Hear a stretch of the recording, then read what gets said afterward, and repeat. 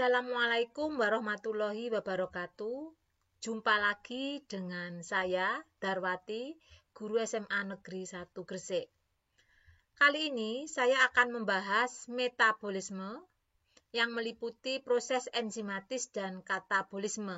Ini merupakan materi kelas 12 KD 3.2 menjelaskan proses metabolisme sebagai reaksi enzimatis dalam makhluk hidup.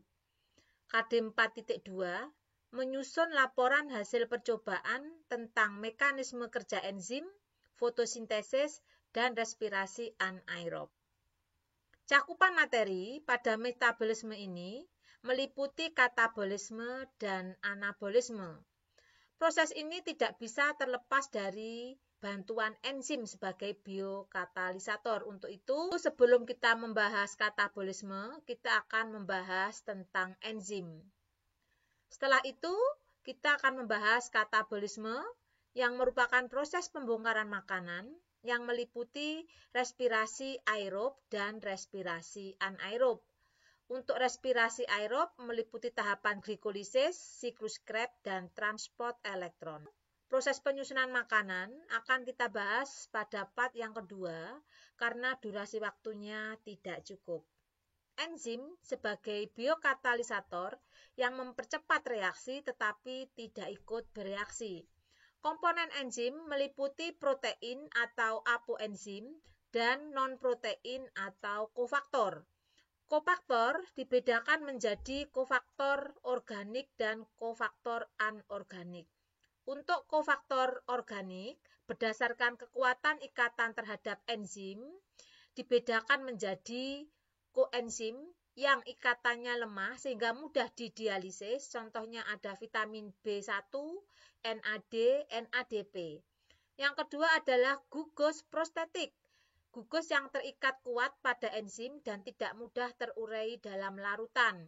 Contohnya ada FAD.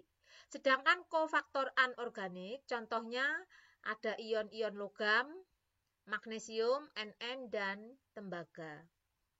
Sifat-sifat enzim. Yang pertama, akan rusak atau mengalami denaturasi pada suhu di atas 50 derajat Celcius.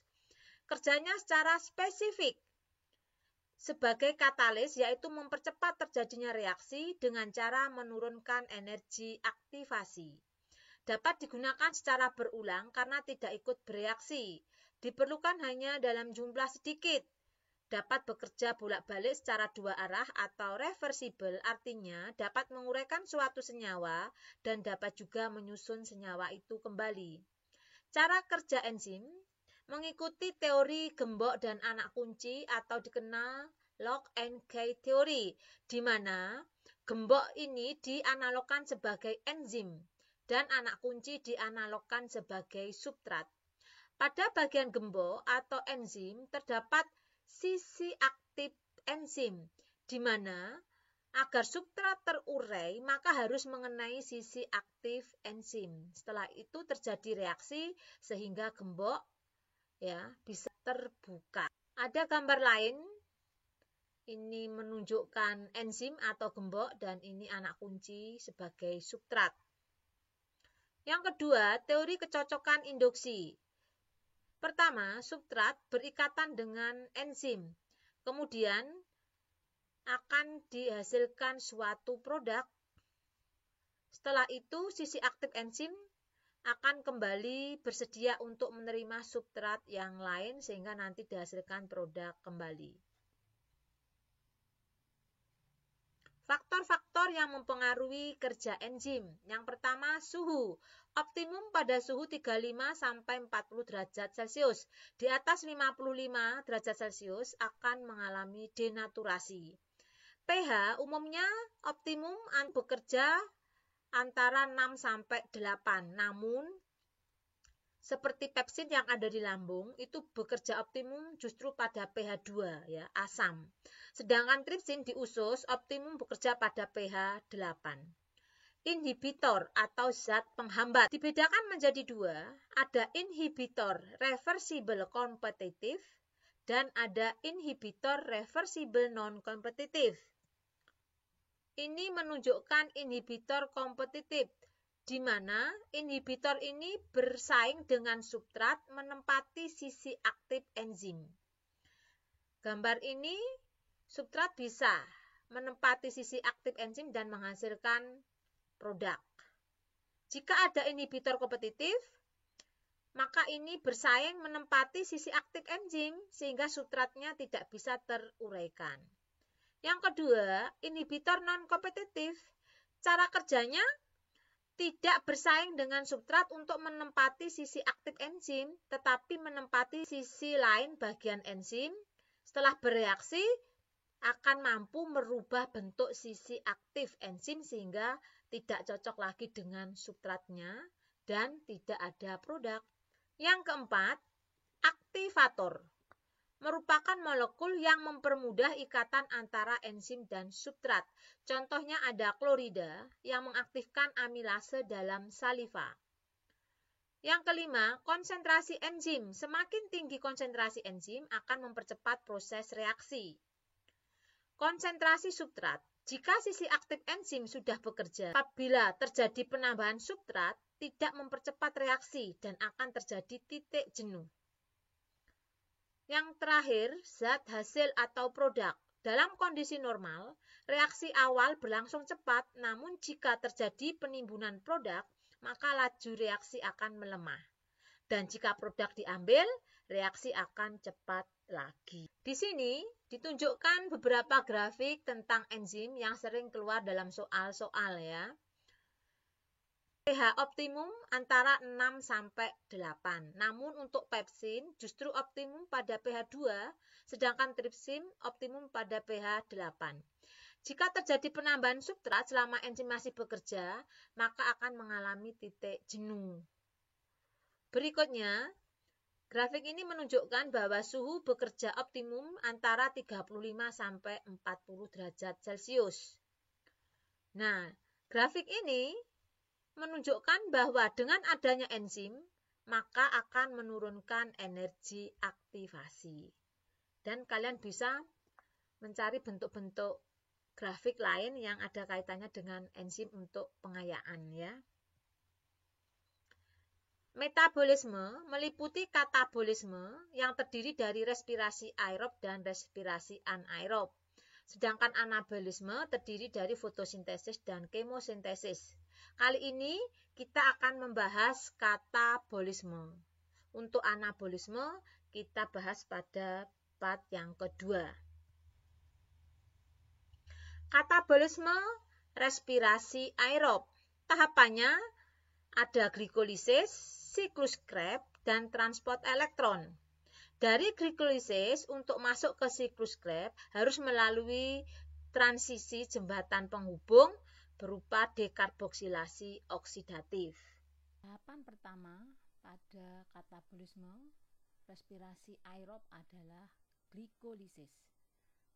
Glikolisis merupakan proses penguraian glukosa menjadi asam piruvat dengan menghasilkan 2 ATP dan 2 NADH. Terjadi di sitoplasma. Pada intinya mengubah PGAL atau fosfogliseraldehid menjadi PGA atau fosfogliserat. Adapun mekanisme proses glikolisis adalah sebagai berikut. Pertama-tama terjadi defosforilasi di mana penggunaan fosfat anorganik dari ATP menjadikan glukosa berikatan dengan fosfat anorganik menjadi glukosa 6-fosfat. Jadi fosfatnya berikatan dengan karbon nomor 6. Lalu glukosa 6-fosfat mengalami perubahan struktur menjadi fruktosa 6-fosfat. Dan terjadi defosforilasi lagi, penggunaan ATP menambahkan fosfat anorganik menjadi fruktosa 1,6-bifosfat. Jadi fosfatnya berikatan pada karbon nomor 1 dan nomor 6. Disebut bifosfat karena ada 2 fosfat. Selanjutnya akan dipecah menjadi 2 PGAL atau fosfogliseraldehid. Setiap PgAl memberi 2 elektron dan 1 atom hidrogen kepada NAD untuk membentuk NADH. Masing-masing PgAl kembali berikatan dengan fosfat anorganik membentuk 1,3-bifosfogliserat. Selanjutnya terjadi fosforilasi di mana fosfat anorganik ditransfer ke ADP untuk membentuk ATP. Sehingga 1,3-bifosfogliserat menjadi 3 fosfogliserat. Kemudian 3 fosfogliserat ini memindahkan gugus fosfatnya ke karbon nomor 2 membentuk 2 fosfogliserat. Diikuti dengan pelepasan H2O menyebabkan 2 fosfogliserat berubah menjadi fosfoenol piruvat atau PEP. Setiap PEP akan mentransfer fosfat anorganiknya kepada ADP untuk menghasilkan ATP, sehingga PEP ini berubah menjadi asam piruvat. Jadi dapat disimpulkan dari hasil glikolisis 1 molekul glukosa itu menghasilkan 2 asam piruvat, 2 ATP. Sebenarnya ini ada 4 ATP, tapi di awal menggunakan 2 ATP, jadi tinggal 2 ATP dan menghasilkan 2 NADH. Ini ada gambar lain yang menunjukkan adanya struktur bangun kimia. Silahkan kalian bisa memilih mana yang menurut kalian lebih gampang dari kedua bagan ini. Selanjutnya untuk masuk ke siklus Krebs, asam piruvat ini harus dirubah menjadi asetil-CoA melalui tahapan dekarboksilasi oksidatif. Peristiwa dekarboksilasi oksidatif terjadi di membran luar mitokondria. Asam piruvat melepaskan gugus karboksil dalam bentuk CO2 dan juga memberikan hidrogen dan elektron ke NAD untuk membentuk NADH. Selanjutnya, koenzim ini akan bergabung dengan sisa karbon dari asam piruvat membentuk asetil-CoA. Dari setiap 1 molekul glukosa dihasilkan 2 asam piruvat sehingga asetil-CoA yang terbentuk sebanyak 2 dan ada 2 NADH. Tahapan dekarboksilasi oksidatif ini terjadi di membran luar mitokondria, jadi belum sampai ke membran dalam mitokondria. Selanjutnya, asetil-CoA yang terbentuk akan masuk ke siklus Krebs yang terjadi di matrik mitokondria, sedangkan transport elektron terjadi di bagian krista mitokondria. Tahapan berikutnya adalah siklus Krebs atau siklus asam sitrat. Asetil-CoA dari hasil dekarboksilasi oksidatif tadi mentransfer 2 atom karbonnya ke oksaloasetat membentuk asam sitrat. Koenzim A dilepas dari asetil-CoA. Penambahan dan pelepasan H2O mengubah asam sitrat ini menjadi isositrat. Selanjutnya, asam isositrat melepaskan gugus karboksilnya dalam bentuk CO2 dan terbentuk asam alfa ketoglutarat. Hidrogen dan elektron ditransfer ke NAD membentuk NADH.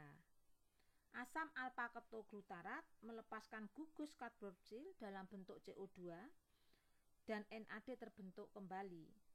Asam alfa ketoglutarat berikatan dengan molekul koenzim A membentuk suksinil-CoA. Selanjutnya, koenzim dari suksinil-CoA ini digantikan oleh fosfat dari GTP karena sifat GTP ini labil. Begitu menerima fosfat maka akan dilepas kembali sehingga menjadi GTP kembali. Selanjutnya fosfat akan ditangkap oleh ADP dan membentuk ATP. Suksinil-CoA berubah menjadi asam suksinat. Elektron dan hidrogen dari asam suksinat ini ditransfer ke FAD membentuk FADH. Selanjutnya asam suksinat berubah menjadi fumarat.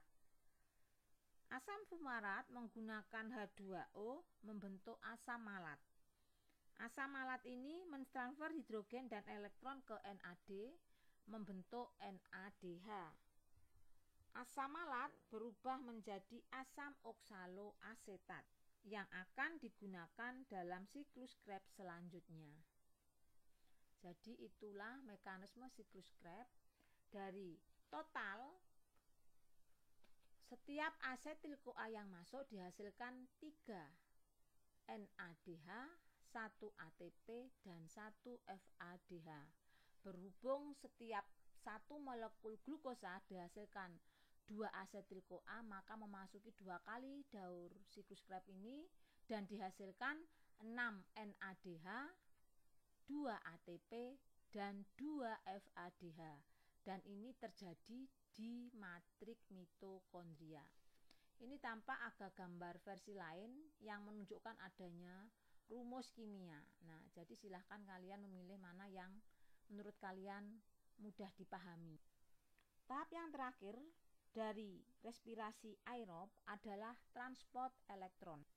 Di sini ditunjukkan gambar krista mitokondria, yaitu bagian membran dalam mitokondria, di mana tempat terjadinya transport elektron. Transport elektron itu sendiri merupakan reaksi berantai membongkar ATP dari sumber elektron tinggi, yaitu NADH dan FADH, hasil dari glikolisis, dekarboksilasi oksidatif, dan siklus Krebs. Mekanismenya secara lengkap sebagai berikut. Pertama-tama, NADH dan FADH dari hasil glikolisis maupun dekarboksilasi oksidatif dan siklus Krebs mengalami oksidasi, sehingga elektron yang berenergi tinggi yang berasal dari reaksi oksidasi ini ditransfer ke koenzim Qi. Energi yang dihasilkan ketika NADH dan FADH melepaskan elektronnya ini cukup besar untuk menyatukan ADP dengan fosfat dan membentuk ATP. Kemudian koenzim Qi dioksidasi oleh sitokrom B. Selain melepaskan elektron, koenzim Qi ini juga melepaskan ion H+. Setelah sitokrom B dioksidasi oleh sitokrom C, energi yang dihasilkan dari proses oksidasi sitokrom B oleh sitokrom C ini juga menghasilkan cukup energi untuk menyatukan ADP dengan fosfat anorganik membentuk ATP. Kemudian sitokrom C mereduksi sitokrom A, dan ini merupakan akhir dari rantai transport elektron, di mana di sitokrom A ini akan dioksidasi oleh sebuah atom oksigen sebagai aseptor terakhir elektron. Setelah menerima elektron dari sitokrom A, oksigen ini akan bergabung dengan ion H+ membentuk air, menghasilkan energi yang cukup besar lagi yang dapat menyatukan ADP dengan fosfat anorganik membentuk ATP. Jadi pada dasarnya transport elektron itu adalah pembentukan ATP dari sumber elektron berupa NADH, FADH dari hasil glikolisis, dekarboksilasi oksidatif maupun siklus Krebs yang dibawa dari satu substrat ke substrat yang lain. Setiap kali dipindahkan, energi yang terlepas digunakan untuk mengikatkan fosfat anorganik ke ADP sehingga terbentuklah ATP. Dan sebagai aseptor terakhir elektron adalah oksigen yang nantinya akan berikatan dengan hidrogen membentuk air. Itulah secara umum peristiwa transport elektron.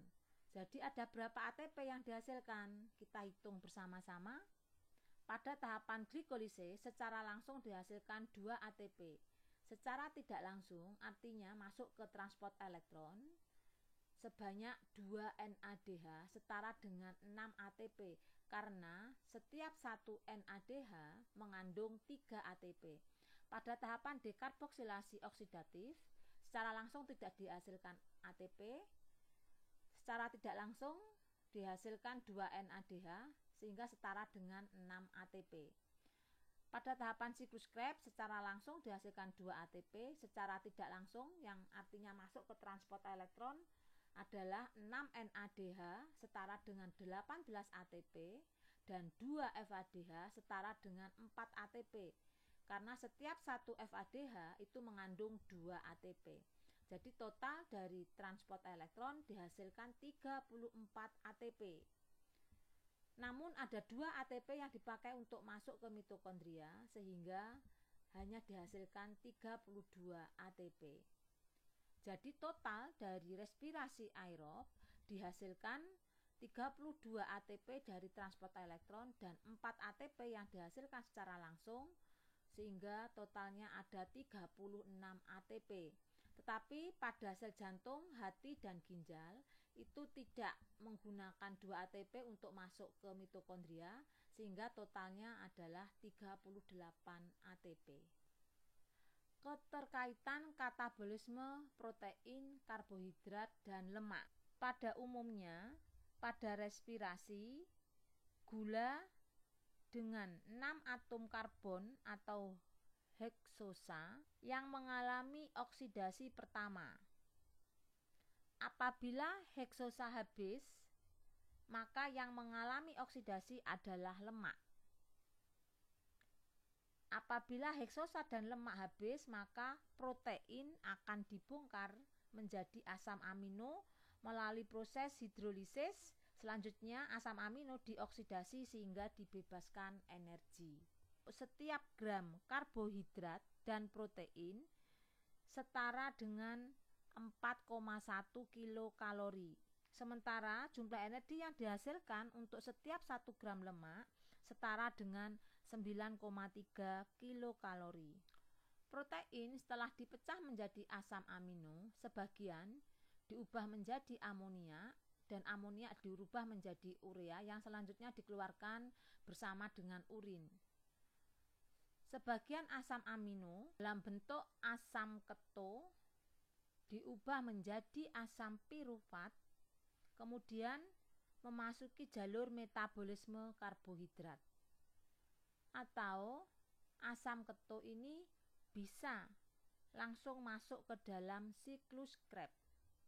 Untuk lemak, setelah dipecah menjadi gliserol dan asam lemak, selanjutnya gliserol ini akan diubah menjadi PGAL atau gliseraldehid fosfat. Kemudian masuk ke jalur respirasi glikolisis. Asam lemak setelah mengalami beta oksidasi diubah menjadi molekul-molekul asetil-CoA. Kemudian masuk ke siklus Krebs. Itulah skema keterkaitan katabolisme antara protein, karbohidrat, dan lemak. Ini menunjukkan gambar tempat terjadinya katabolisme karbohidrat, protein, maupun lemak. Jadi pada peristiwa glikolisis terjadi di bagian sitoplasma, lalu untuk dekarboksilasi oksidatif masih berada di membran luar mitokondria, belum sampai membran dalam. Selanjutnya terjadi siklus Krebs itu di matrik mitokondria dan selanjutnya nanti akan terjadi transport elektron di krista mitokondria. Sekarang katabolisme respirasi anaerob atau fermentasi. Ini terdapat skema fermentasi yang terjadi pada sel otot dan pada sel ragi. Pada sel otot nanti akan terbentuk asam laktat dan pada sel ragi akan terbentuk alkohol. Mekanismenya adalah bekerja terlalu berat dan kebutuhan oksigen untuk respirasi sel tidak tercukupi, maka senyawa asam pirufat ini di dalam sel otot akan direduksi oleh NADH menjadi asam laktat. Jadi penimbunan asam laktat itu akan menimbulkan kelelahan Jadi ATP yang dihasilkan dari fermentasi asam laktat ini hanya sebesar 2 ATP, yaitu yang dihasilkan dari proses glikolisis. Kalian tahu ada 2 ATP dan 2 NADH, sementara NADH-nya digunakan untuk mereduksi asam pirufat menjadi asam laktat, jadi tinggal 2 ATP. Sama untuk fermentasi alkohol, asam pirufat yang dihasilkan dari proses glikolisis akan dirubah menjadi asetaldehid dan menghasilkan CO2. Inilah yang menyebabkan adonan roti yang mengalami fermentasi seperti adonan donat itu bisa mengembang. Selanjutnya, asetaldehid dirubah menjadi etanol, direduksi oleh NADH. Jadi, total ATP yang dihasilkan dari fermentasi alkohol tinggal 2 ATP. Di sini ditunjukkan gambar bahwa pada respirasi anaerob hanya terjadi peristiwa glikolisis saja karena tempatnya di sitoplasma. Ya, untuk respirasi aerob itu masuk ke mitokondria. Sehingga karena tahapannya yang dilalui hanya glikolisis, di mana pada tahapan ini menghasilkan 2 ATP dan 2 NADH, sedangkan 2 NADH-nya digunakan sehingga hanya dihasilkan 2 ATP. Anak-anak, karena durasinya sudah cukup panjang, maka bahasan proses enzimatis dan katabolisme saya cukupkan sampai di sini. Semoga ada manfaatnya. Sampai berjumpa pada part yang kedua, kita akan bahas anabolisme. Terima kasih. Ihdinas siratal mustaqim. Wassalamualaikum warahmatullahi wabarakatuh. See you.